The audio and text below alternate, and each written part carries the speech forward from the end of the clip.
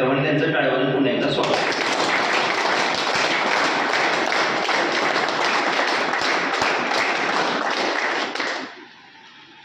आपल्या शिवशंभू व्यसन मुक्ती केंद्राचे संचालक सागर देसाई सर यांना मी विनंती करतो त्यांनी बुके देऊन त्यांचा सत्कार करावा.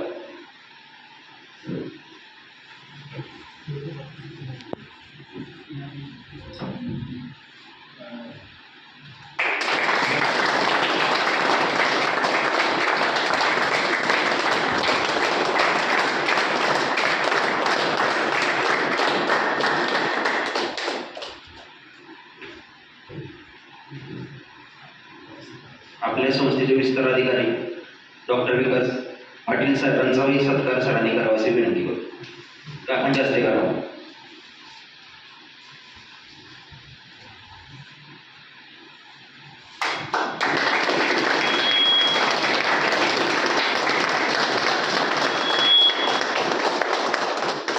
ठीक आहे, धन्यवाद.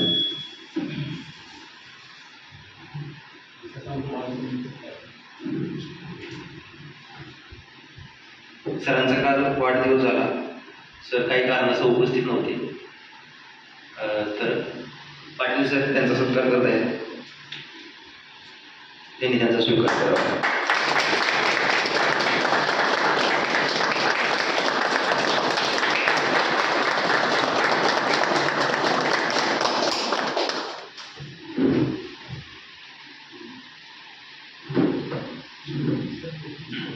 पाटील सर 2 मिनिटं बोलतील. त्याच्यानंतर प्रमुख पाहुणे आपल्याला मार्गदर्शन करतील. धन्यवाद.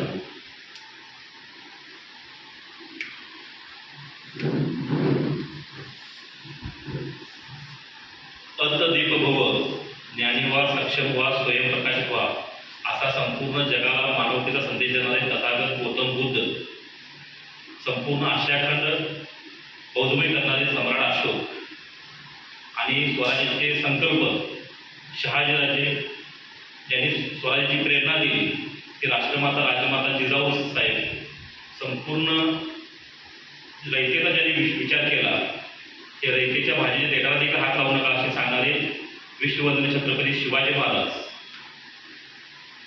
ज्यांना सुपाच्या खांडाला देखील व्यसन नव्हतं ते स्वातंत्र्यवीर छात्रवीर संभाजी महाराज, ज्यांच्या नावानं आज या ठिकाणी शिवशंभू व्यसनमुक्ती मार्गदर्शन पुनर्वसन केंद्र या ठिकाणी स्थापन केलेलं आहे. या महामानवांना त्याचबरोबर भारतीय शिक्षणाच्या आद्यजनक क्रांतिबा ज्योतिबा फुले, ज्यांनी पहिल्यांदा महिलांच्यासाठी शैक्षणिक कार्य केलं ते स्फूर्तिनायिका विद्येची देवता सावित्रीबाई फुले, त्याचबरोबर कोल्हापूरचे राजे ज्यांनी संपूर्ण आशिया खंडामध्ये पहिल्यांदा बहुजन समाजासाठी आरक्षणाची तरतूद केली. आज बघतोय आपण की आरक्षणासाठी प्रत्येक समाज रस्त्यावरती उतरलेला आहे. तर ते आरक्षणाचे जनक राजछत्रपती शाहूजी महाराज आणि या तमाम महामानवांचे विचार भारतीय संविधानाच्या माध्यमातून बंदिस्त केले. भारताचे संविधानकार आणि विश्वरत्न डॉक्टर बाबासाहेब आंबेडकर यांच्या आपण जयंतीच्या निमित्तानं हा आपण कार्यक्रम या ठिकाणी आयोजित केलेला आहे. सर्व महापुरुषांच्या जयंतीच्या निमित्तानं बाबासाहेब आंबेडकरांच्या 133व्या जयंतीनं आज या ठिकाणी छोटासा कार्यक्रम या ठिकाणी संपन्न होतोय. आणि रशियामध्ये जाऊन ज्यांनी छत्रपती शिवाजी महाराजांचा पोवाडा मराठीमध्ये गायला ते लोकशाहीर अण्णाभाऊ साठे, क्रांतीचे नाना पाटील या तमाम महामानवांना अभिवादन करून तुम्हा सर्वांना सर्व महापुरुषांच्या जयंतीच्या तुम्हाला सर्वांना शुभेच्छा देतो. आणि या ठिकाणी आमच्या शंभूराजे आधार व्यसनमुक्ती मार्गदर्शन केंद्र आमचं जे सैनिक टाकळी तालुका शिरोळ जिल्हा कोल्हापूर या ठिकाणी आहे ते आमच्या केंद्राच्या वतीनं मी सिनियर विस्तार अधिकारी डॉक्टर विकास पाटील, माझा मुलगा विस्तार अधिकारी विद्यानंद पाटील यांच्या वतीनं वाढदिवसाच्या सागर देसाई सरांना मी शुभेच्छा देतो.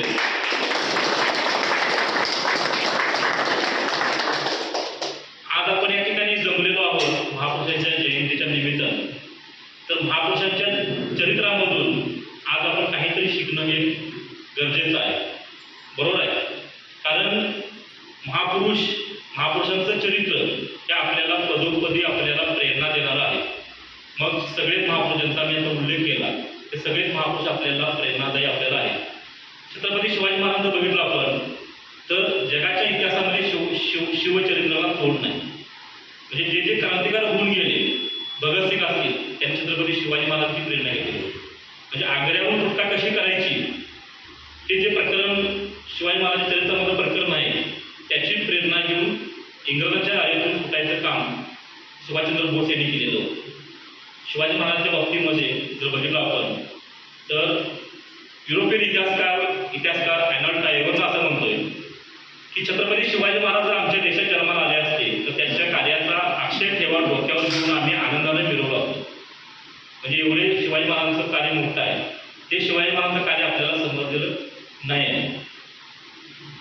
बाळासाहेब ठाकरेंचे वडील प्रबोधक केशव सीताराम ठाकरे म्हणतात की छत्रपती शिवाजी महाराज इतके महान आहेत की जय शिवराय म्हणलं की 33 कोटी देवांची कळकळ बाद होते. आणि आपल्या भागातले कुंभोजमधले कर्मवीर भाऊराव पाटील जे जैन समाजाचे होते, त्यांनी शिवाजी महाराजांच्या बद्दल त्यांनी साताऱ्यामध्ये एका विद्यालयाला छत्रपती शिवाजी महाराजांचं नाव दिलेलं होतं. आणि एक उद्योगपती, एक व्यापारी त्यांच्याकडे गेला आणि कर्मवीर अण्णांना म्हणाला की मी तुम्हाला लाखो रुपये देणगी देतो आणि तुम्ही ह्या विद्यालयाचं नाव बदला आणि तिथं माझ्या वडिलांचं नाव द्या. त्यावेळेला कर्मवीर भाऊराव पाटील म्हणले, वेळ पडली, प्रसंग पडला तर मी माझ्या बापाचं नाव बदलेल, परंतु एकदा मी विद्यालयाला छत्रपती शिवाजी महाराजांचं नाव दिलेलं मी कधीही बदलणार नाही. आणि ह्याच महापुरुषांच्या प्रेरणा घेऊन सागर देसाई साहेबांनी सुद्धा या ठिकाणी शिवशंभू व्यसनमुक्ती केंद्र चालू केलेलं आहे. नाव शिवशंभू हे कार्यप्रवृत्तीने दिलेलं आहे, कारण आपल्या भागामध्ये अगोदर शिवशंभू असं नाव होतं, आपलं होतं, ते नाव बदलून आपण शिवशंभू हे महापुरुषांचं प्रेरणादायी नाव आपण दिलेलं आहे. मग या केंद्रामध्ये आपण आहोत, इथं आपण एक उद्देशानं आपण या ठिकाणी आपल्या घरातल्या कुटुंबातल्या सगळ्या सदस्यांनी आपल्याला इथं पाठवलेलं आहे, आपल्याला व्यसनमुक्त होण्यासाठी. तुम्ही सगळेजण व्यसनमुक्त झालाय का नाही? कोण व्यसनमुक्त झालेलं नाही ते हात वर करा. सगळे व्यसनमुक्त झालाय? पहिल्यांदा तुमच्या स्वतःसाठी तुम्ही एकदा आपण व्यसनमुक्त झालेलो आहे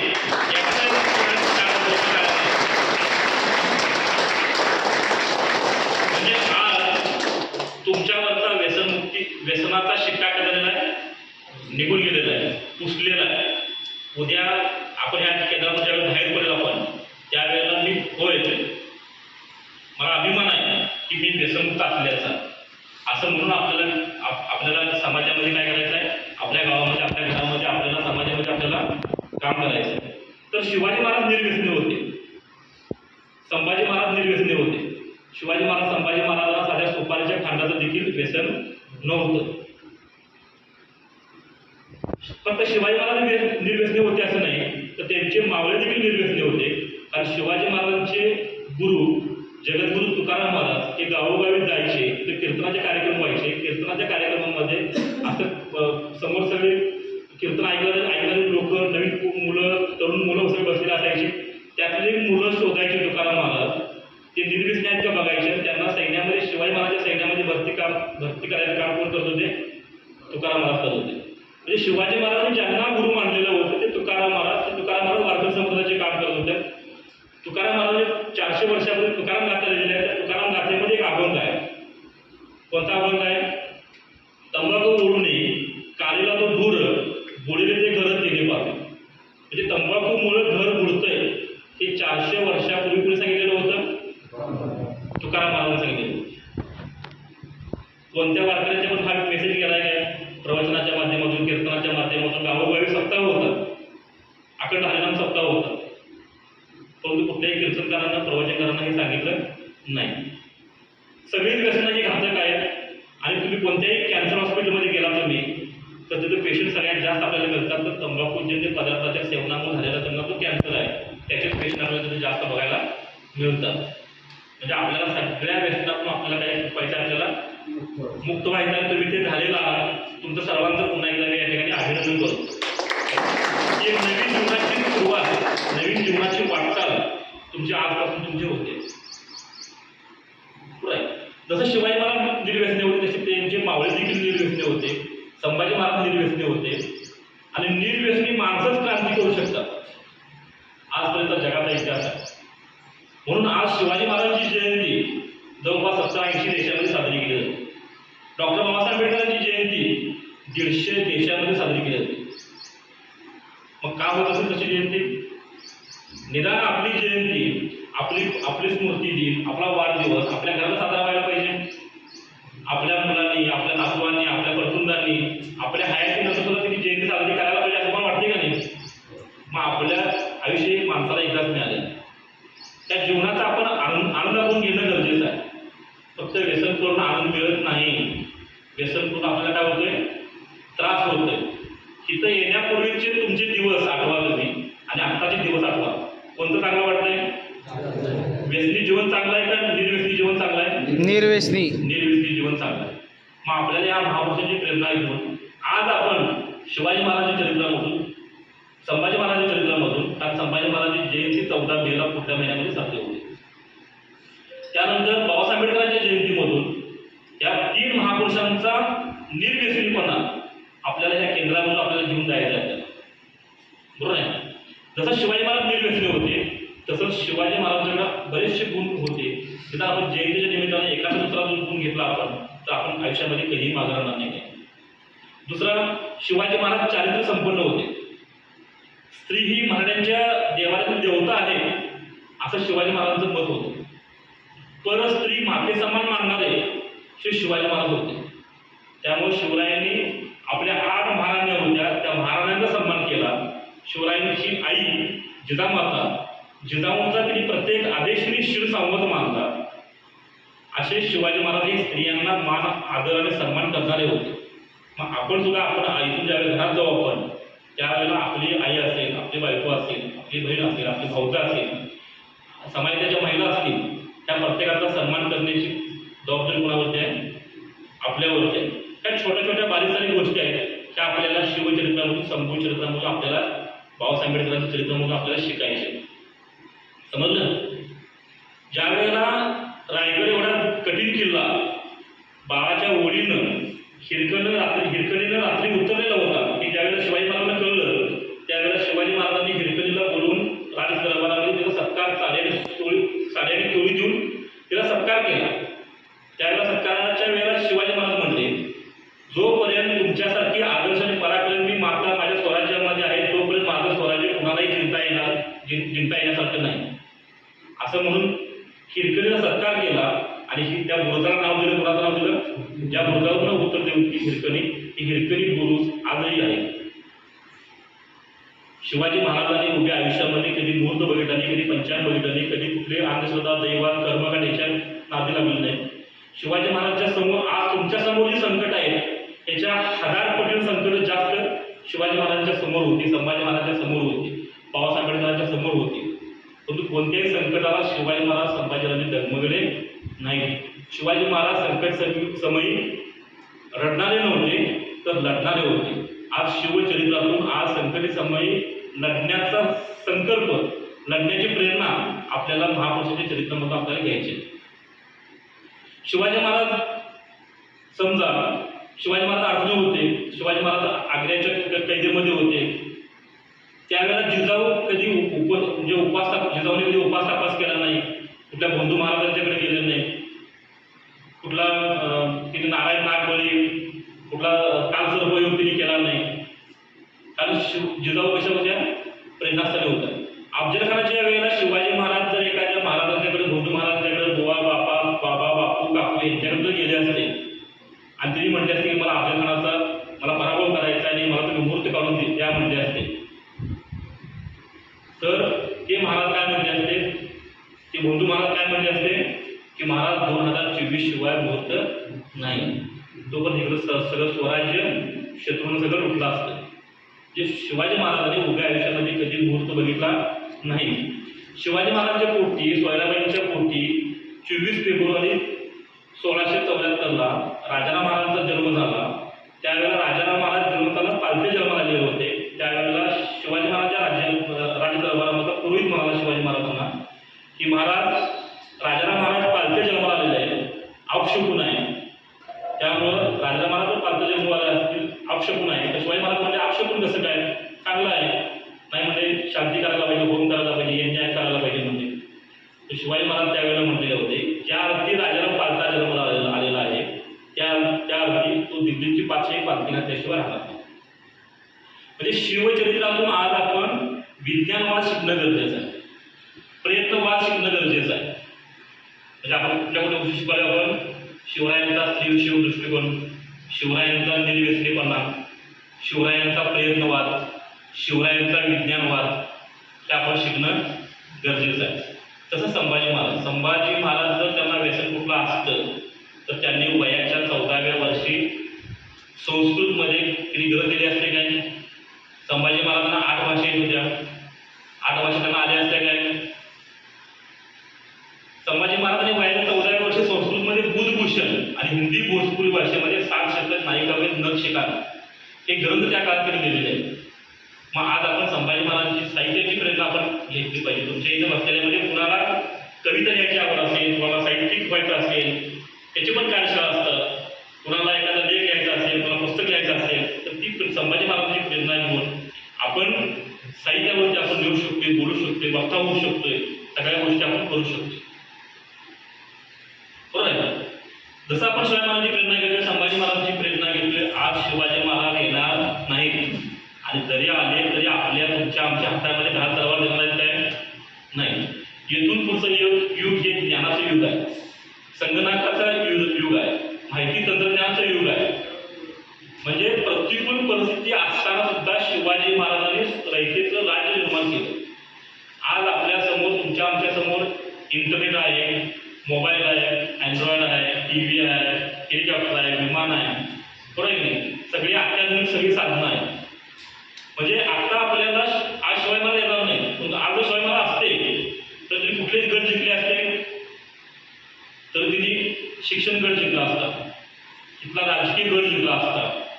2024ला लोकसभेच्या इलेक्शनचं चालू आहे, तर इथं ह्या देशामध्ये रयतेचं राज्य, मराठ्यांची सत्ता, बहुजनाची सत्ता आणण्यासाठी शिवाजी महाराजांनी प्रयत्न केले असते.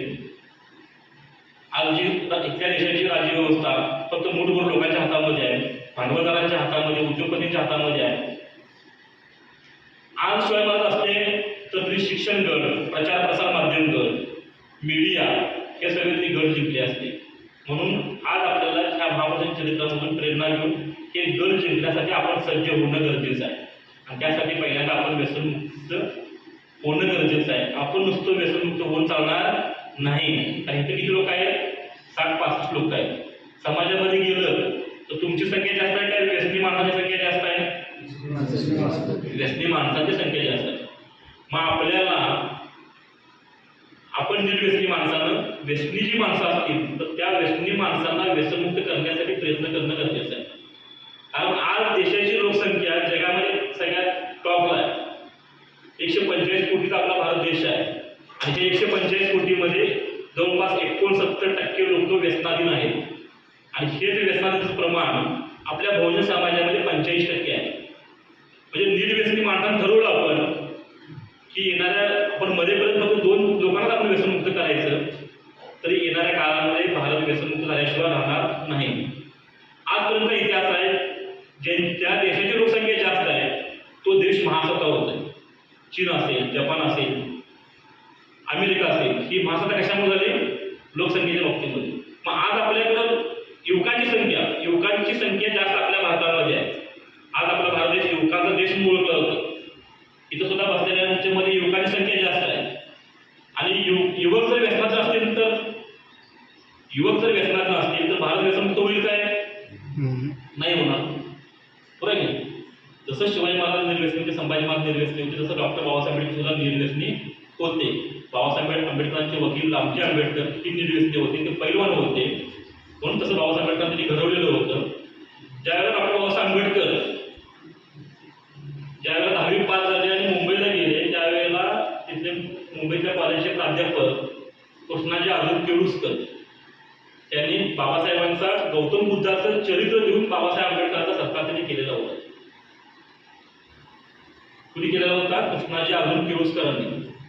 आणि कृष्णाजी अर्जुन केळुस्करांनी सयाजीराव गायकवाडांची ओळख करून दिलेली होती आणि त्यांना शिष्यवृत्ती मिळवून दिलेली होती.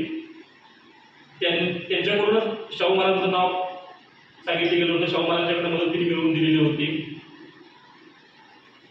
आणि डॉक्टर बाबासाहेब आंबेडकरांनी हे जे छत्रपती शिवाजी महाराज चरित्र आहे, याचे लेखक आहेत कृष्णाजी अर्जुन केळुस्कर.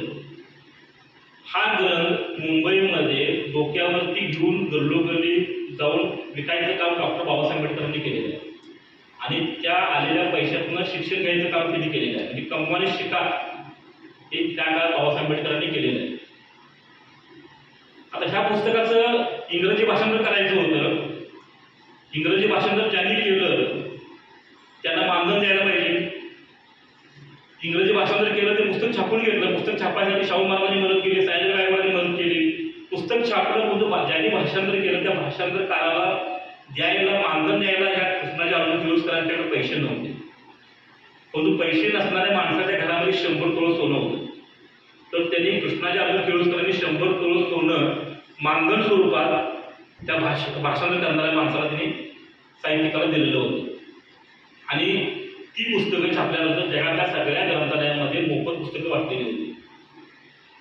आणि ज्यावेळेला डॉक्टर बाबासाहेब आंबेडकरांना गौतम बुद्धाचं चरित्र भेट दिलं होतं हवेला असताना, तर ते पुस्तक वाचल्यानंतर बाबासाहेब आंबेडकरांच्या मनामध्ये प्रेरणा निर्माण झाली की एक महाराष्ट्रातला, देशातला एक गौतम बुद्ध जो मराठा समाजाचा होता, मौर्य घराण्यातला होता, ते गौतम बुद्ध आज गौतम बुद्धांचा प्रचार प्रसार एवढा झालेला आहे की जगाच्या कानाकोपऱ्यात गौतम बुद्धांचे विचार पोहोचलेले आहेत. म्हणजे आज भारताची ओळख जर बघितली आपण तर बुद्धांचा देश, भारताची ओळख बघितली तर शिवाजी महाराज संभाजी महाराजांचा देश, भारताची ओळख जर बघितली तर सम्राट अशोकांचा देश, भारताची ओळख जर बघितली तर डॉक्टर बाबासाहेब आंबेडकरांचा देश म्हणून ओळखला जातो. गौतम बुद्धांचे विचार आज 27 देशामध्ये बौद्ध धर्म आहे. म्हणजे मराठा समाजामध्ये जन्माला आलेले गौतम बुद्ध, क्षत्रिय समाजामध्ये जन्मालेले गौतम बुद्ध, त्यांनी स्वतःचा एक धर्म स्थापन केला आणि आज तो 27 देशामध्ये आहे. बाबासाहेब आंबेडकर ज्यावेळेला शिकायला लंडनमध्ये होते त्यावेळेला तिथलं टेम्परेचर तापमान मायनसमध्ये असायचं. आणि ज्यावेळेला तापमान मायनसमध्ये असतं तिथं जिवंत राहण्यासाठी डॉक्टर ब्रँडी म्हणजे दारू प्यायला तिथं लागते. डॉक्टर बाबासाहेब आंबेडकरांच्या डॉक्टरांनी बाबासाहेबांनी सल्ला दिलेला होता की तुम्हाला जर जिवंत राहायचं असेल तर तुम्हाला डॉक्टर ब्रँडी तुम्हाला दारू तुम्हाला द्यावी लागेल. परंतु त्यावेळेला डॉक्टर बाबासाहेब आंबेडकरांनी म्हटलेलं होतं की मी मेलो तरी चालेल, परंतु उभ्या आयुष्यामध्ये मी कधी दारूला स्पर्श कधी करणार नाही. कारण बाबासाहेब आंबेडकरांनी निर्व्यसनीपणाची प्रेरणा ही बुद्धांच्या पंचशीलमधून घेतलेली होती. आता पंचशीलवरती बनते जी आपल्याला डिटेलमध्ये तुम्हाला सांगत आहे. म्हणजे उभ्या आयुष्यामध्ये डॉक्टर बाबासाहेब आंबेडकरांनी कधी मद्याला कधी स्पर्श केला नाही. ज्यावेळेला डॉक्टर बाबासाहेब आंबेडकर मुंबईमध्ये दलितालीमध्ये राहत होते आणि दिवसभर वकिली कोर्टामध्ये हायकोर्टामध्ये वकिली करायची, त्यावेळेला घरामध्ये त्यांची बायको त्यांची रमाई असायच्या आणि रमाई निरीक्षण करायच्या की त्यांच्या शेजारी पाजारी वेगवेगळ्या घरांमध्ये एक तर व्यसनी माणसं कुठली कमवत नाही, कमवतात त्यांच्या बायका कमवतात आणि ते कमवलेल्या पैशातनं व्यसनी माणूस दारू पितोय आणि दारू पिऊन आपल्या बायकांना मारझोड करायचं, मारायचं काम कोण करतोय? व्यसनी नवरा करत असतोय. आणि हे सगळं रमाई बघत होत्या. आणि ज्यावेळेला डॉक्टर बाबासाहेब आंबेडकर घरी आल्यानंतर रमाईने बाबासाहेबांना म्हटलं की तुम्ही एवढे सगळे जग सगळं फिरून आला, जग सगळं पालती करला, जगातली सगळी पुस्तकं तुम्ही वाचला तुम्ही, तर अशा कोणत्या पुस्तकामध्ये या प्रश्नाचं उत्तर सोल्युशन आहे का बघा. म्हणजे की दारूच्या नवऱ्यातून त्याच्या बायकोची सुटका कशी करायची याच्यासाठी तुमच्याकडे काय सोल्युशन काय उत्तर आहे का बघा. त्यावेळी बाबासाहेब आंबेडकर रमाईकडे बघितले, तिने हसले, काही बोलले तरी काही नाही, पण त्यांच्या डोक्यामध्ये तो विषय होता. पण ज्या वेळेला त्यांनी 14 ऑक्टोबर 1956ला बौद्ध धर्म त्यांनी प्रकट केला, धम्मचक्र प्रवर्तन त्यांनी केलं,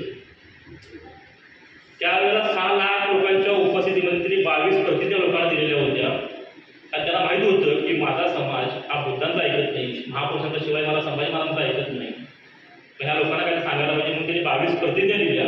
त्या 22 प्रतिज्ञामध्ये 11 नंबरची प्रतिज्ञा मी दारू पिणार नाही आणि 17 नंबरची प्रतिज्ञा मी अष्टांग मार्गाचा वापर करेन, याच्यावर सुद्धा बंदी बोलतील आपल्याला. म्हणजे बाबासाहेब आंबेडकर सुद्धा निर्व्यसनी होते.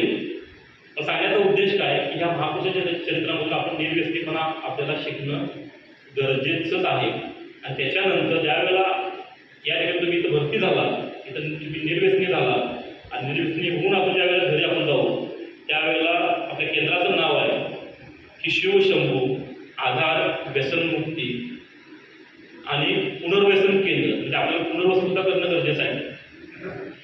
ज्या देशामध्ये ज्या समाजामध्ये शिवाजी महाराज संभाजी महाराज जन्माला आले, सम्राट अशोक जन्माला आले, गौतम बुद्ध जन्माला आले, ज्या महाराष्ट्रामध्ये ज्या देशामध्ये डॉक्टर बाबासाहेब आंबेडकर जन्माला आले, त्या समाजातल्या देशाची अवस्था कशी आहे. आज आर्थिक विषमता आहे सगळी. आज 95% लोकांच्याकडं देशाची जगाची 5% संपत्ती आहे आणि 5% लोकांच्याकडं देशाची जगाची 95% संपत्ती आहे. ही आर्थिक विषमता आहे. मग आज आपण ठरवायचं आहे की आपण 5% सामील व्हायचं त्या 95% सामील व्हायचं. नशीब देव आपल्याला काही देणार नाही. आपली मानसिकता ठेवेली आनंद पैशाची राहावे अशी ठेवून चालणार नाही किंवा अंतरून पांघरून पाय पसरावे असंही ठेवून चालणार नाही. शिवाजी महाराजांचा विचार केला असता अंतरून पांघरून पाय पसरावे, संभाजी महाराजांचा विचार केला असता, सम्राट अशोकांनी, गौतम बुद्धांनी, बाबासाहेब आंबेडकरांचा विचार केला असता तर आज देश प्रगतीवर गेला असता काय, रयतेचं राज्य स्थापन झालं असतं काय. जिजाऊंनी शिवाजी महाराजांच्या समोर स्वप्न छोटं ठेवलेलं होतं का मोठं ठेवलेलं होतं? मोठं ठेवलेलं होतं. रयतेचं राज्य मला स्थापन करायचं. मग शिवाजी महाराजांचं स्वप्न जर मोठं असेल, संभाजी महाराजांचं स्वप्न जर मोठं असेल, बाबासाहेब आंबेडकरांचं स्वप्न मोठं असेल तर तुमची आमची स्वप्न छोटी असायला पाहिजे, मोठी असायला पाहिजे, मोठी असायला पाहिजे. बाबासाहेब आंबेडकरांचं एक स्वप्न होतं की मला माझ्या भारत देशाला प्रबुद्ध भारत करायचा आहे, म्हणजे भारत मला बौद्धमय करायचा आहे. हे त्याचं स्वप्न होतं. त्याचं दुसरं एक स्वप्न होतं की मला या देशामध्ये शासनकर्ते जमात पाहिजे, म्हणजे मला देशामध्ये सत्ता स्थापन करायची. मग त्यांची स्वप्न एवढी मोठी असतील तर मग आपली स्वप्न सुद्धा कशी असायला पाहिजे, मोठी असायला पाहिजे. त्या जगामध्ये कोणतीही गोष्ट 2 वेळा घडत्या. पहिल्यांदा माणसाच्या मनात तयार होत्या, नंतर ती प्रत्यक्षामध्ये उतरत्या. इथे या ठिकाणी यायचं, अमुक आम्ही टायमिंगला इथे येणार, तुमच्या समोर आम्ही व्याख्यान देणार, हे आचरण ठरलेलं नाही आहे. त्याच्यासाठी देशाचं आपण 15 दिवसापासून आपलं हे नियोजन चालू आहे.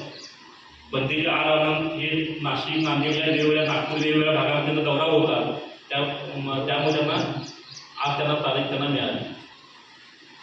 म्हणजे ठरवलं होतं आपण अगोदर, म्हणून तुमच्या समोर येण्याचा बोलण्याचा योग आपल्याला मिळाला.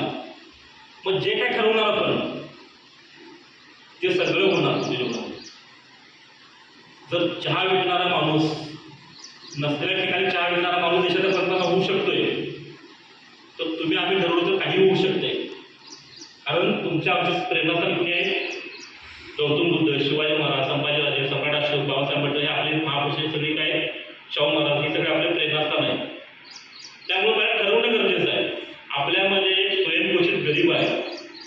आपली मानसिकता, आपण कुठल्या जाती कुठल्या धर्मात जन्माला येणं हे आपल्या हातात नव्हतं, परंतु गरीब म्हणून मरणं हा सगळ्यात मोठा गुन्हा आहे. समजलं का तुम्हाला? त्यामुळे आपल्या डोक्यातली गरिबीची मानसिकता आपण काढून टाकणं गरजेचं आहे. शिवाजी महाराजांनी मूठभर मावळ्यांना घेऊन त्यांनी रायरेश्वराच्या मंदिरामध्ये स्वराज्याची शपथ घेतली. 5-10 फक्त मग त्याचे मित्र होते. आणि ज्यावेळेला राज्याभिषेक 7 जून 1674 राज्याभिषेक केला त्यावेळेला लाखो मावळे त्यांच्या सोबत त्यांच्या होते. म्हणजे सुरुवात ही शून्यातच होत असते, नंतर त्याचं वटवृक्षामध्ये रूपांतर होते. ज्यावेळेला 2015ला समर्थन फाउंडेशनच्या माध्यमातून व्यसनमुक्तीचं काम आपण ज्यावेळेस चालू केलं त्यावेळेला फक्त मुठभरच फक्त या ठिकाणी व्यसनमुक्ती दूध मावळे होते आणि आज 17,000 व्यसनमुक्ती दूध म्हणून आज काम करायला आज पूर्ण देशभरामध्ये फिरत आहे. तसंच तुम्हाला या ठिकाणी आपल्याला पण बाहेर पडल्यानंतर आपल्याला उद्योगामध्ये, व्यवसायामध्ये, व्यसनमुक्तीच्या कामामध्ये, मधुमेहमुक्तीच्या कामामध्ये आपल्याला जरी तुमचं काय तुमची नोकरी असेल, तुमचं दुसरं काय शेती असेल, उद्योग असेल तर त्याच्यासोबत आपण हे व्यसनमुक्ती, मधुमेहमुक्तीचं काम करणं सुद्धा काय आहे, गरजेचं आहे.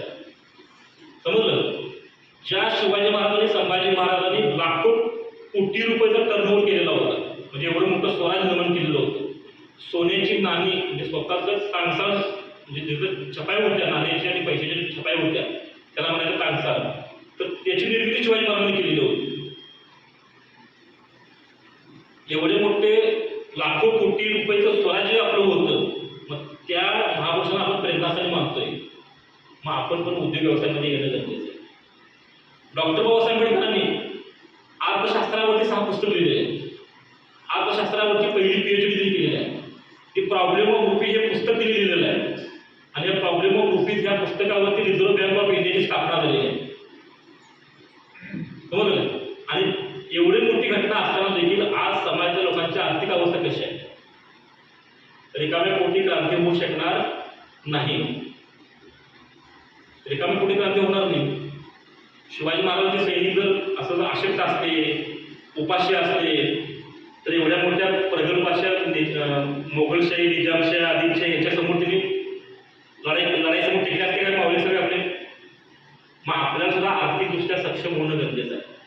इथं बसलेल्या प्रत्येकाचं इन्कम 1 लाख रुपये होऊ शकते. तुम्ही ठरवलं तर. आज आमच्याकडे 10वी नापास झालेला मुलगा संतोष पवार, ज्याला 25 येथे या ठिकाणी केंद्रामध्ये येणार आहे, तर संतोष पवार 10वी नापास झालेला मुलगा महिन्याला 15 लाख रुपये मिळवतोय व्यसनमुक्तीच्या कामातून. मग किती जणांना हे काम करायला आवडेल? ज्यांना आवडेल ते हात वर करा. आज तर माझा मुलगा इंजिनियर विद्याराम पाटील आहे. त्याची पुढल्या महिन्यामध्ये त्याची शेवटची परीक्षा होते, बीटेक पूर्ण होतोय. तुझी बीटेक झाल्यानंतर तो नोकरी करणार नाही, तर तो पण आपल्या व्यसनमुक्ती आणि मधुमुक्तीच्या कार्याला पूर्णपणे वाहून घेणार आहे. आज आम्ही दोघं मिळून व्यसनमुक्तीचं मधुमुक्तीचं काम करतोय. आमचं इन्कम महिन्याला लाख रुपयाच्या पुढे आहे. आम्ही लाख रुपये मिळवतोय म्हणून तुम्हाला मी सांगू शकतो की 1 लाख रुपये मिळवणं किती सोपं आहे. ज्या वयामध्ये मुलांना लोकांना व्यसन लागते आणि व्यसन सोडण्यासाठी, व्यसनमुक्तीसाठी तुमच्या घरातल्या लोकांनी किती हजारो रुपये, लाखो रुपये आतापर्यंत खर्च केलेले आहे. तुमचं किती केंद्र आहे तुम्हाला माहिती आहे, तुम्ही त्या ॲडमिट आहे. हे केंद्र शेवटचं केंद्र ठरावं. 100% तुमची ती व्यसनमुक्ती तुमची होणार झालेलीच आहे. तर त्या वयामध्ये 18व्या वर्षी, 18व्या वयामध्ये या मुलगी समोर बसलेल्या मुलग्याला, विद्याराम पाटलाला व्यसनमुक्तीचे 4 पुरस्कार मिळालेले.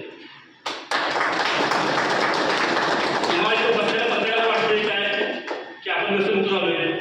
तुमची प्रत्येकाची मुलं आहेत, तुमची मुलं व्यसनाने व्हावी असं तुम्हाला वाटतंय?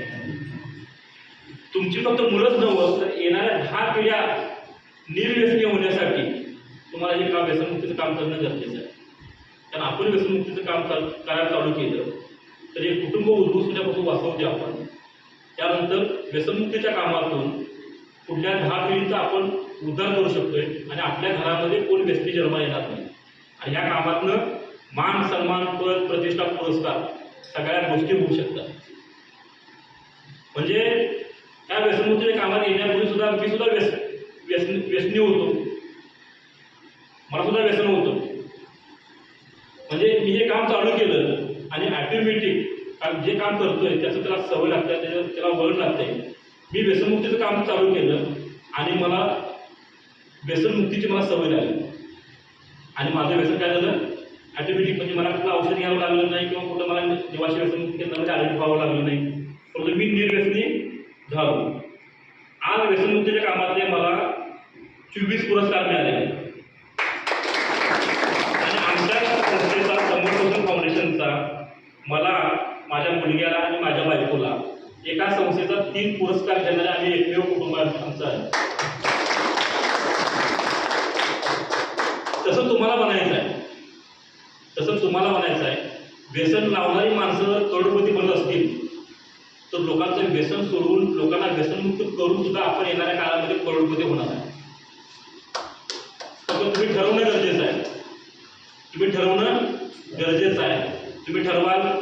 गौतम बुद्धांनी सांगितलेलं आहे, अत दीप भव, मीच आहे माझ्या जीवनाचा शिल्पकार. हे तूच आहे तुझ्या जीवनाचा शिल्पकार, हे गौतम बुद्धांचं वाक्य आहे. की दुसऱ्यांनी चोरलेली माणसात करोडपती झालेले. तूच आहे तुझ्या जीवनाचा शिल्पकार हे वाक्य चोरणारी माणसं करोडपती झालेली आहे. तर आपण त्याच्यावर वाटचाल जर केली तर आपण सुद्धा करोडपती होऊ शकतो. आपण करोडपतीची मानसिकता ठेवूया. आपण ह्याच्यापूर्वी काय केलंय, किती नुकसान केलं व्यसनामुळे, किती नुकसान झालं, आपलं आर्थिक नुकसान झालं, ते सगळं भरून काढायची संधी आज तुम्हाला मिळालेली आहे. आज आपल्याला व्यवसायाची संधी या ठिकाणी तुम्हाला मिळणार आहे. तुमचं पुनर्वसन त्या ठिकाणी व्यवसायामध्ये केलं जाणार आहे. पुन्हा एकदा तुम्हा सर्वांना तुमच्या व्यसनमुक्तीबद्दल तुम्हाला सदिच्छा देतो. तुमच्या भावी वाटचालीसाठी तुम्हाला शुभेच्छा देतो. आणि मला इथं संयोजकांनी बोलण्याची संधी दिली त्याबद्दल मी सागर देसाई सर आणि शिवशंभू व्यसनमुक्ती केंद्राचं या ठिकाणी मी आभार व्यक्त करतो आणि इथं थांबतो. जय जिजाऊ, जय शिवराय, जय शिवबा, जय जिंकराय. धन्यवाद.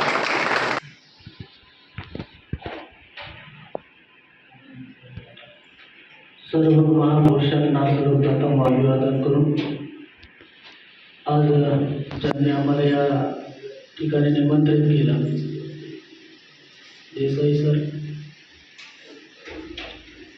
पाटील सर, आपण सगळे उपस्थित मित्रांनो, आज तुम्हाला भेटण्याचा, तुमच्यासोबत चर्चा करण्याचा आज संधी मिळाली त्याबद्दल शिवशंभू व्यसनमुक्ती केंद्राचे मनापासून मी आभार व्यक्त करतो. खरं तर पाटील सरांनी आपल्याला खूप काही चांगल्या प्रकारे मार्गदर्शन केलेलं आहे. आपल्या सगळ्यांना कल्पना आहे की मानवी जीवन हे खूप चांगलं आहे, त्याला तुम्ही चांगलं बनवू शकता, चांगलं जीवन जगू शकता. हे सगळं महापुरुषांनी आपल्या भाषेमध्ये आपल्याला सांगितलेलं आहे. जसं की आपण बघतो की जीवनाची व्याख्या करत असताना दोन प्रकारे केल्या जाते. जसं की लोक म्हणतात एक स्वर्गातलं जीवन आहे, एक नरकातलं जीवन आहे. स्वर्गातलं जीवन जगत असताना आपण कसं दोन प्रकारे जीवन जगतो. जसं की आपण व्यसनामध्ये बंदिस्त असल्यानंतर आपल्याला असं वाटतं खायचं प्यायचं मस्त मजा करायची, हे आपल्यासाठी स्वर्ग वाटतं. बाकीचं आपल्याला काही सुचत नाही, काही दिसत नाही, हे आपल्यासाठी स्वर्ग वाटतो.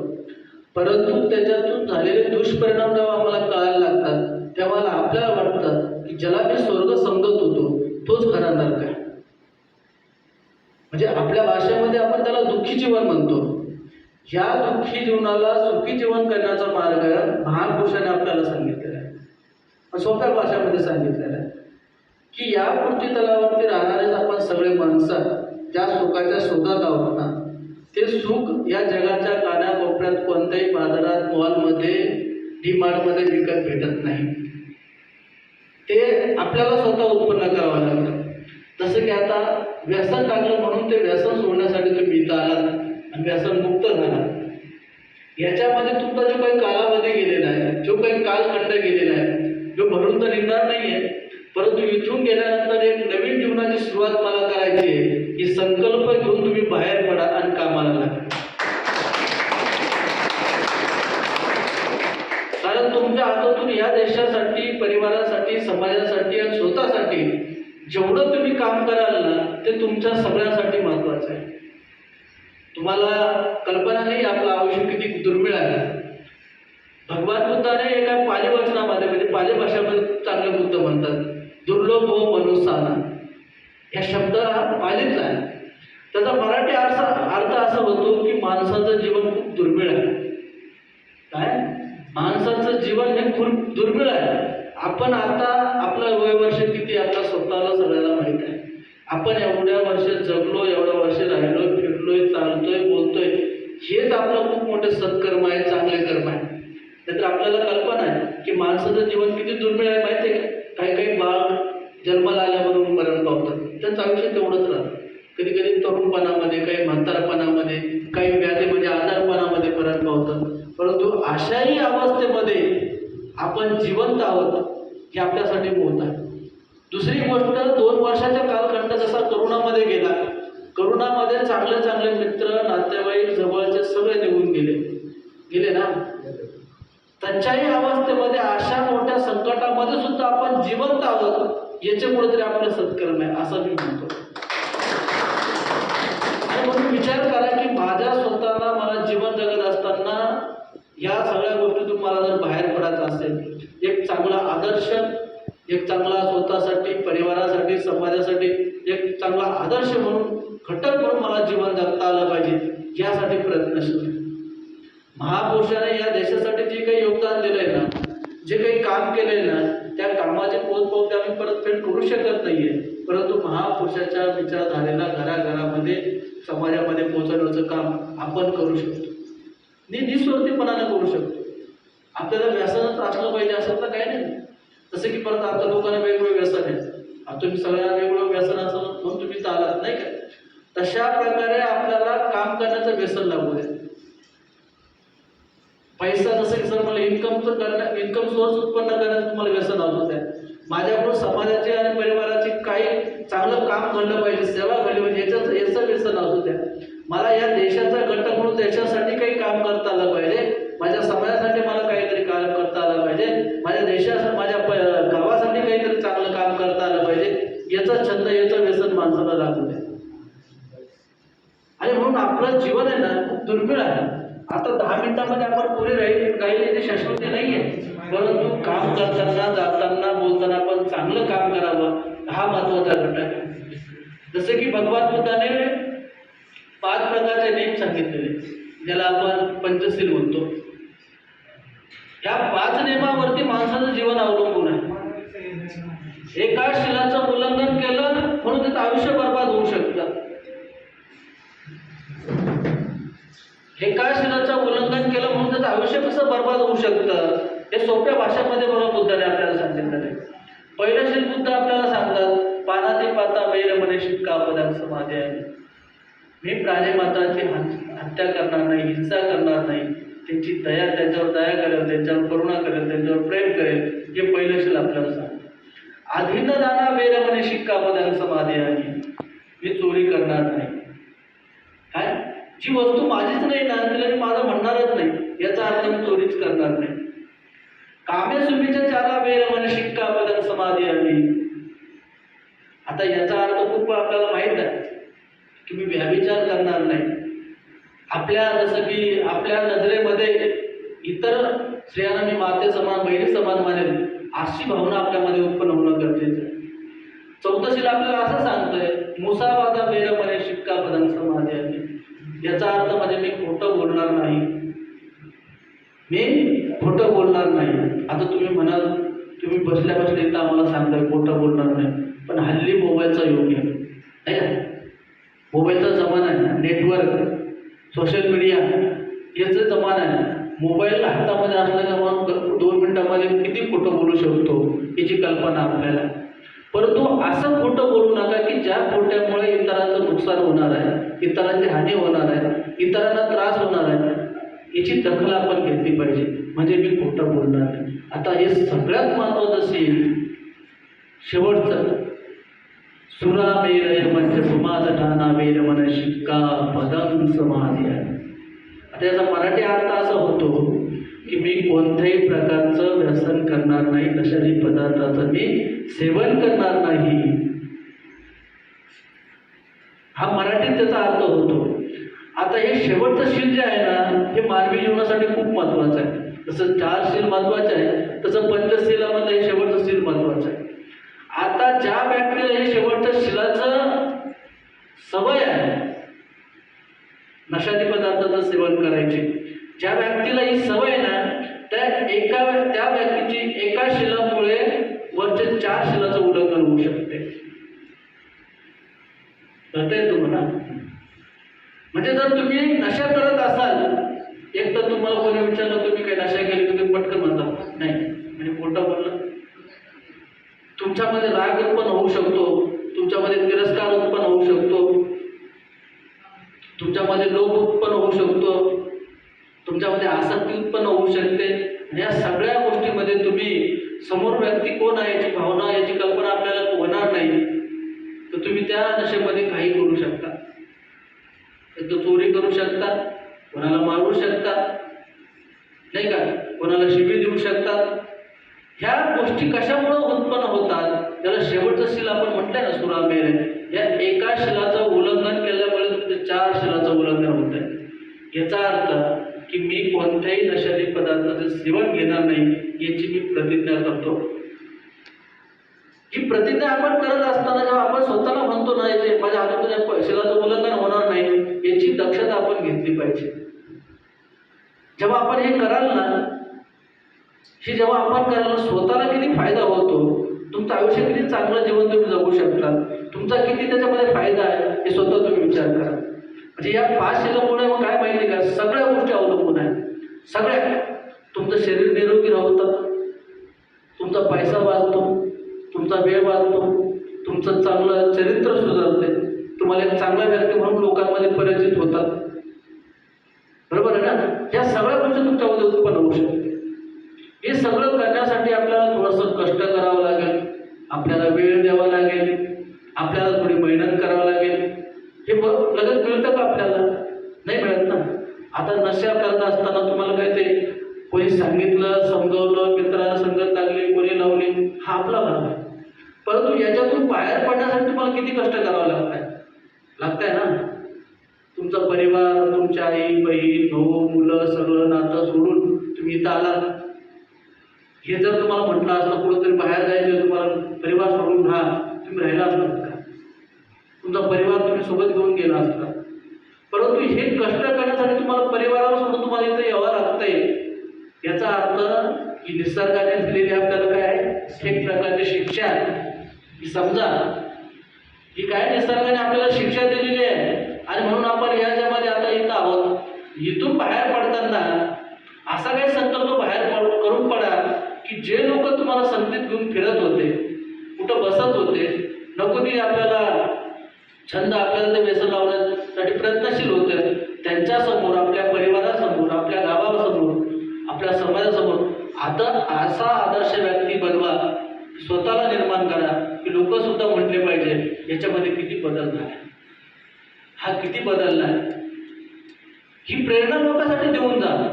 इथून गेल्यानंतर हे काम करा. तुम्ही म्हणाल आता मी इथून गेलो, माझं आता चांगलं झालंय, मी बाबा आता परिपूर्ण मुक्त झालं, माझं काम संपलंय, असं करूच नका. तुम्ही इतरांसाठी प्रेरणा बना. तसं महापुरुष आपल्यासाठी प्रेरणा बनले. महापुरुषाने या देशासाठी आणि आपल्या सगळ्यांसाठी एवढं काही कष्ट केलेलं ना, त्याची कल्पना आपल्याला नाही आहे. आपण सगळेजण काय झालं माहिती का, रंगामध्ये, झेंड्यामध्ये, आपल्या जातीमध्ये, या सगळ्यामध्ये आपण बंदिस्त झालेलो आहे. आणि याच्या बंदिस्त झाल्यामुळं काय झालं माहिती का, आपण आपल्या स्वतःला कंट्रोल करत नाहीये. आपण स्वतःला असं समजून घेत नाहीये, मी कोण आहे, मी या देशाचा नागरिक आहे, मी एक माणूस आहे, ही संकल्पना आपल्यामध्ये नाही आहे. मी एक कोणीतरी वेगळाच आहे, ही संकल्पना घेऊन आम्ही काम करायला लागलेलो आहे. त्याच्यामुळं काय झालेलं आहे, आपल्यामध्ये द्वेष निर्माण होत आहे. आणि म्हणून हे संपवण्याचं काम महापुरुषांनी केलेलं आहे. आणि म्हणून स्वतःला काहीतरी आदर्श निर्माण करा. जसं की पाटील सरांनी सांगितलं, महापुरुषाचं योगदान या देशासाठी काय काय तुम्ही कल्पना करू शकत नाहीये. जेव्हा महापुरुषाचं चरित्र आता पुस्तक हातामध्ये घेतल्यानंतर जेव्हा वाचायला सुरुवात होते ना, तर आपण त्या काळात जर गेलात तर आपल्याला कल्पना येईल की त्या काळात ते व्यक्ती कसे राहत असत. स्वराज्य निर्माण करण्यासाठी शिवाजी महाराजांना काय कष्ट करावं लागले, या देशाची घटना बहाल करत असताना या देशाला स्वातंत्र्य निर्माण करण्यासाठी, स्वातंत्र्य बहाल करण्यासाठी बाबासाहेबांना किती कष्ट करावं लागले असेल, याची कल्पना फक्त आपण फक्त वाचण्यापुरतं कधीतरी स्वतःच्या मनाला विचारा की हे किती महान व्यक्ती आहे की ज्याने आम्हाला खूप काही दिलेलं आहे. आणि म्हणून स्वतः जीवन जगत असताना असं काही जीवन जगा की आज माझ्याकडून जे काही नुकसान झालेले परत होणार नाही, याची दक्षता आपण घ्या. आपल्या परिवार आहे, आपली आई आहे, बहीण आहे, भाऊ आहे, मुलं आहे, याचा विचार करून आपण जीवन जगा की मला माझ्या परिवारासाठी खूप मोठं काम करायचं आहे, माझ्या परिवारासाठी मला काहीतरी उभं करायचं आहे, माझ्या परिवारासाठी माझ्या मुलांना मला घडवायचं आहे, माझ्या मुलीला मला शिकवायचं आहे. ही संकल्पना, ही जिद्द बाळगून इथून बाहेर पडा. जेव्हा तुम्ही पडाल ना, तेव्हा तुम्हाला स्वतःला वाटेल की मी जे घेऊन काम करत आहोत, जे संकल्प घेऊन बाहेर पडलो आणि जे संकल्प पूर्ण करण्यासाठी बाहेर पडलो, जेव्हा स्वतःला विचारून काम कराल ना, त्याचा आनंद वेगळा आहे. काय त्याचा आनंद वेगळा आहे. हे एवढ्या कालामध्ये तुम्ही गेला, इथं तुम्ही बाहेर पडताना, तुम्ही उद्या बाहेर पडताना खूप खुश होणार ना की घरी जाणार. तुम्ही घरी गेल्यानंतर तुम्ही म्हणा 10 दिवसांना, 8 दिवसांना, महिन्यांना तिथं परिवाराला तुम्ही भेटणार. त्याचा आनंद, त्याचा उत्साह हे तुमच्यासाठी खूप प्रेरणादायी असणार, वेगळं असणार. परंतु तिथं घरात गेल्यानंतर तुम्ही कसे वागणार, हा आनंद स्वतःच्या चेहऱ्यावरती दिसून येईल. परत त्याची काय म्हणतात, परत मी त्या मार्गाला जाणार नाही, याची दक्षता आपण घ्या. कारण तुम्ही म्हणाल हे बोलण्यामध्ये खूप चांगलं आहे, पण प्रॅक्टिकली आता तुम्हाला स्वतःला अनुभव आला असेल ना, तुम्ही या सगळ्या गोष्टी केल्यानंतर इथं तुम्ही राहताय, स्वतःला कंट्रोल करताय, स्वतःच्या मनावरती नियंत्रण ठेवताय, मनाला शांत ठेवताय. हे खूप कठीण काम आहे. हे खूप कठीण आहे माणसाच्या मनाला शांत करणं. हे भगवान बुद्धाने 2570 वर्षापूर्वी सांगितलं होतं. बुद्ध म्हणतात तुम्ही जगाला जिंकू शकतात, माणसाला जिंकू शकतात, पैशाद्वारे सगळं काही जिंकू शकतात, परंतु मानवी मनाला तुम्ही जिंकू शकत नाही. हे खूप कठीण आहे. तुम्ही माणसाच्या मनाला शांत करू शकत नाहीये. आणि ज्यानं माणसं स्वतःच्या मनाला शांत केलंय ना, ज्याने आपल्या स्वतःच्या मनावर जे विजय मिळवलाय ना, तो परत मी म्हणत तो खूप मोठा पुरुष आहे, खूप मोठा व्यक्ती आहे. कारण या मनामध्ये ना 1000 प्रकारचे विचार आहेत. आता तुम्ही सगळेजण माझ्यासमोर बसणार, तुमच्या सगळ्याच्या मनामध्ये काय चाललं काय नाही चाललं मला कल्पना नाही आहे.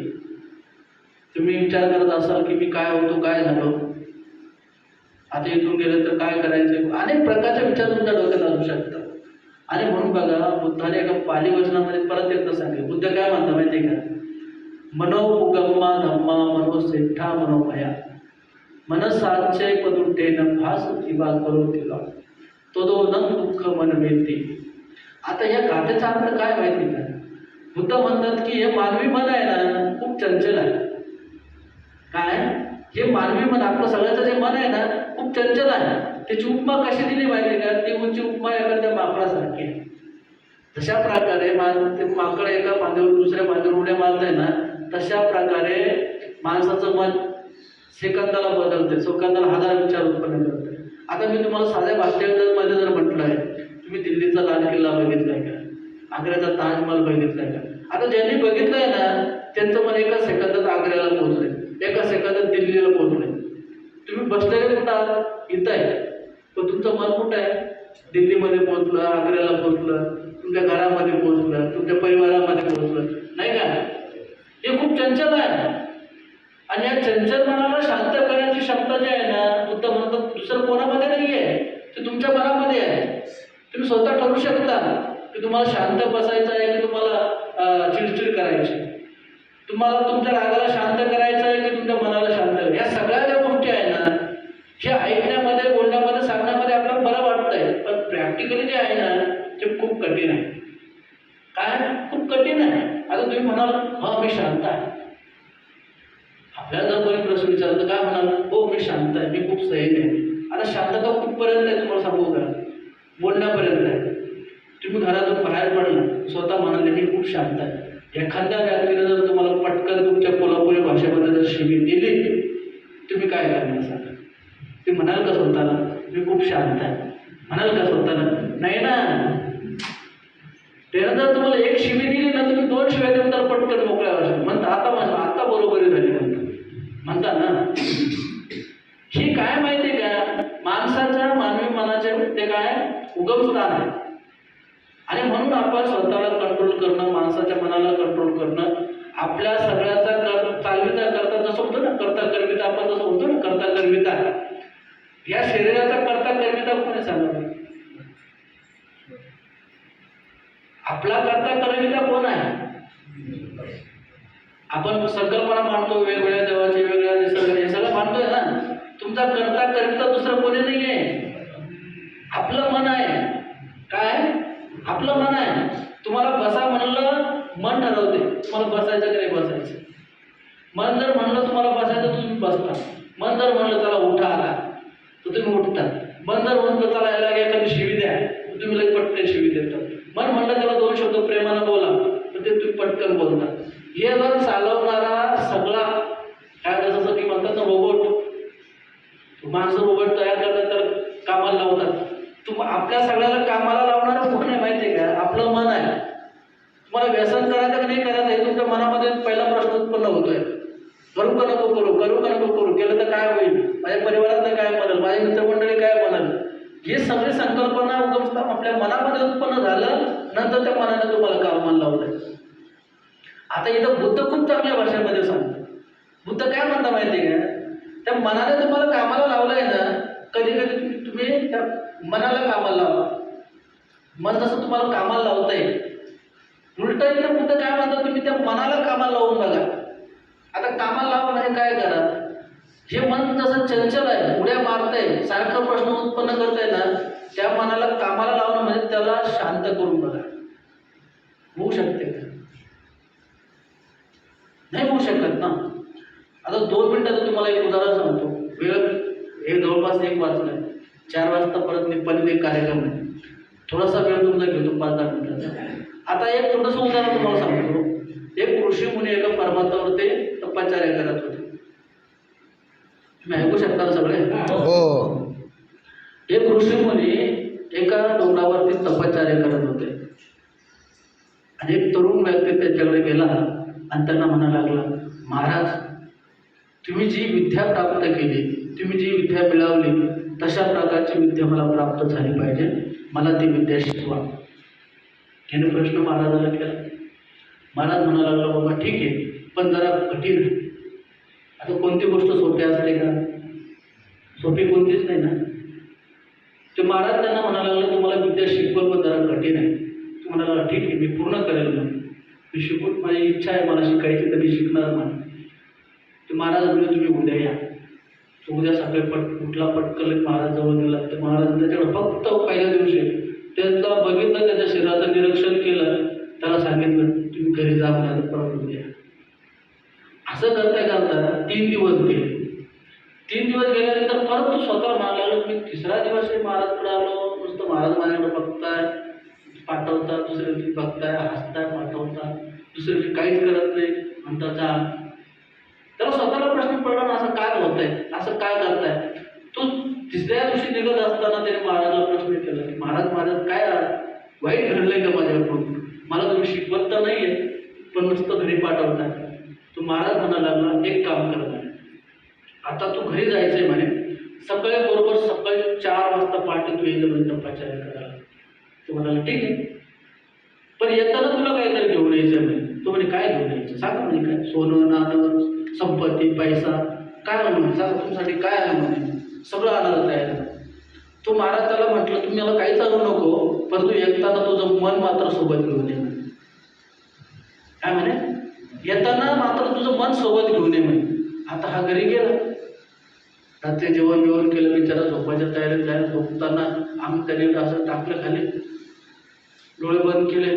त्याच्या मनामध्ये प्रश्नच पडला, महाराजनं असं काय मला सांगितलं, येताना तुझं मन घेऊन, आता मन द्यायचं कसं नाही. हा विचार करत बसला रात्रभर, झोपला नाही रात्रभर, चिंता त्याला, रात्रभर चिंता करायला लागला, रात्रभर स्वतःला प्रश्न करायला लागला, बेचैन झाला. घड्याळाकडे बघायला लागला, विचार करायला लागला, घड्याळाकडे बघायला लागला, विचार करायला लागला. असं करता करता त्याला कळालं 4चा टायमिंग झाला. तो उठला, फ्रेश झाला, बरोबर 4ला 5-10 मिनिटं कमी असं त्यांच्यासमोर हजर झाला. हे बघा म्हणून आलो म्हणे. ठीक, बसलं काय, त्याला बसवलं त्याला म्हणे, सो डोळे बंद करायला लावले. डोळे बंद केले तर ते म्हणायला लागला, तू आलास, तुझं मन कुठे आहे. ते म्हणे मला काय माहिती नाही. ते पटकन होतं, मला काय माहिती नाही म्हणे कुठे आहे ते. त्याला साध्या भाषेमध्ये सांगितलं की जे मन आहे ना, दुसरं तिसरं पुढं नाही आहे, ते आपल्यामध्ये, जसं म्हणतो ना आपण आपल्या स्वतःमध्ये आहे. त्याचा साध्या भाषेमध्ये त्याला उत्तर महाराजांनी सांगितलं, बाळा रे, तुला एवढं सांगितलं की येताना तुझं मन घेऊन ये, सोबत घेऊन ये. याचा अर्थ हा आहे की पहिल्यांदा तुझ्या मनाला शांत कर, तुझ्या मनाला स्थिर कर, तुझ्या मनाला सवय लाव, तुझ्या मनाला वाईट विकारापासून वेगळं कर. याचा अर्थ तुझ्या मनाला शांत करून ते तुझ्याजवळ ठेवून त्याला घेऊन ये, नाही का. आणि म्हणून मी काय सांगितलं तुम्हाला की हे सगळं खूप कठीण आहे. आणि म्हणून बुद्धाने एवढा चांगला संदेश दिलाय ना, महापुरुषाने एवढा आपला चांगल्या भाषेमध्ये चांगला संदेश दिलाय ना. तुम्हाला निरोगी जीवन जगायचं असेल ना, तुम्हाला सांगतो, हे निरोगी तुम्हाला जीवन जगायचं असेल ना, जसं मी तुम्हाला 5 सील सांगितले ना, आता तुम्ही म्हणाल काय, म्हणजे आता हा लॉजिक आहे, साधा प्रश्न. हे पंचशील हे 5 विशिष्ट जातीसाठी नाही आहे, कोणत्या जातीसाठी नाही आहे. मानवी जीवन जगत असताना माणूस म्हणून आपण जगतोय ना, ते आपल्यासाठी आहे. काय मानवी जीवन जगत असताना माणूस म्हणून जगतोय ना, ते आपल्यासाठी आहे. तुम्ही एखाद्या शिलाचं उल्लंघन केलं, जसं की आता आपण बघतोय की टीव्हीला, सोशल मीडियाला एक बातमी व्हायरल होते, अजून पण दाखवतात. जे ॲक्टर सलमान खाननं एका काळवेटीची हरण केली राजस्थानमध्ये, माहिती ना. ती झाली किती वर्ष, अजून टी व्हीला दाखवते, अजून ते कोर्टात खटला केस चालवते. आता मला सांगा, त्या ॲक्टरनं गुन्हा केलाय, त्याला शिक्षा मिळाली, बरोबर आहे? त्यानं गुन्हा केला, त्याला शिक्षा मिळाली. शिक्षा देत असताना जजनं त्याला विचारलंय का, तू कोणत्या जातीचा आहे, तू कोणत्या धर्माचा आहे, तू ह्या जातीचा म्हणून तुझा गुन्हा जास्त आहे, तू ह्या जातीचा म्हणून तुझा गुन्हा कमी आहे, असं नाही का? नाही ना. इथं निसर्ग त्याचा विचार करत नाही आहे. बाबासाहेबांच्या राज्यघटनेनुसार इथं कलम त्याचा विचार करत नाही आहे. ती शिक्षा सर्वांना एकच लागू पडते. तशा प्रकारे हे पंचशील सगळ्यांनाच लागू पडते. विशिष्ट असं कोणत्या लोकांसाठी नाही. आपण मानवी जीवन म्हणून माणूस म्हणून जगतोय ना, तर आपल्यासाठी. तुम्ही एका कोणत्या शिलाचं उल्लंघन करा, प्राण्यांची हत्या केली तुम्हाला शिक्षा, तुम्ही चोरी केली तरी तुम्हाला शिक्षा आहे, तुम्ही खोटं बोलला तरी शिक्षा आहे, व्यभिचार केला तरी शिक्षा आहे, नशाली पदार्थ केला तरी शिक्षा आहे. तिथं काही संबंध आहे जातीचा, रंगाचा, वर्णाचा, देशाचा, प्रांताचा आहे का? नाही ना. आणि म्हणून हे सगळ्यांसाठी लागू पडतं. तर माझी अपेक्षा आहे की आपण चांगलं जीवन जगावं, व्यसनमुक्त जीवन जगावं, दुःखमुक्त जीवन जगावं आणि एक चांगला आदर्श माणूस म्हणून आपण जीवन जगावं, ही अपेक्षा मी आपण बाळगतो. निश्चितपणे आपण उद्या इथून जाल तर एक चांगला आदर्श व्यक्ती म्हणून आपण लोकांसमोर प्रेझेंट स्वतःला कराल, ही अपेक्षा आपल्या सगळ्यातून आहे. आज पाटील सरांच्या आग्रहापोटी मला इथे येतात, हे सरांच्या निमंत्रणामुळे मला इथे येतात. आपल्या सगळ्यांना म्हणून खरंच मला खूप आनंद झाला. आनंद या गोष्टीचा झाला आहे की तुम्ही हे संघर्षमय जीवनातून तुम्ही बाहेर पडत आहात. मी त्याला संघर्षमय जीवन म्हणतो. काय म्हणतो माहिती आहे का? ज्या गोष्टीसाठी तुम्ही आज आलात ना, त्या गोष्टीसाठी तुम्हाला किती सगळा संघर्ष करावा लागला असं ना, तुम्ही स्वतःच्या मनाला विचार. जी गोष्ट तुम्ही करत होता त्यासाठी संघर्ष करावा लागला ना. आता बघतोय ना म्हणजे सोशल मीडियामध्ये त्यासाठी किती लोकांचे भांडणं झाले, किती लोकांचे एकमेकाला मारामाऱ्या झाल्या, कोणाचं डोकं फोडलं, कोणाचं घरच फोडलं, कोणावर एवढे वार झाले, कोणावर तेवढे वार झाले. या सोशल मीडियावर बघतोय ना आपण, फक्त त्या गोष्टींमुळे झालं. आणि म्हणून ज्या गोष्टीसाठी आपण जीवन इथं आलात, तर संघर्षमय जीवनातून आपण आता बाहेर पडणार आहे ना, चांगलं जीवन जगणार आहे ना, त्याच्यासाठी मी म्हणून आनंदी आहे. आणि तुमच्या सगळ्याकडून अपेक्षा आहे की आपण चांगलं जीवन जगावं, या सगळ्या गोष्टीतून आपण बाहेर पडावं. आपण त्या मार्गाकडे जाऊ नये. जी स्वतःच्या मनाला आपण काय म्हणतो एक प्रतिज्ञा करूया, मी चांगला मार्ग सोडून वाईट मार्गाकडे जाणार नाही, त्या वाईट दिशेनं सुद्धा जाणार नाही. एक चांगली दिशा महापुरुषांनी आम्हाला दिलेली आहे, त्या महापुरुषाच्या दिशेने मी जाईल. माझा परिवार, माझे कुटुंब, माझी बहीण, भाऊ, आई, वडील, मुलं यांचा चांगल्या प्रकारे मी सांभाळ करेन, ही प्रतिज्ञा स्वतःला ग्रहण करा. स्वतःसाठी आपण ठरवा की मी चांगला व्यक्ती जीवन बघण्याचा प्रयत्नशील राहील, अशी प्रतिज्ञा करा. तर आपल्या सगळ्यांना खूप खूप शुभेच्छा आहे.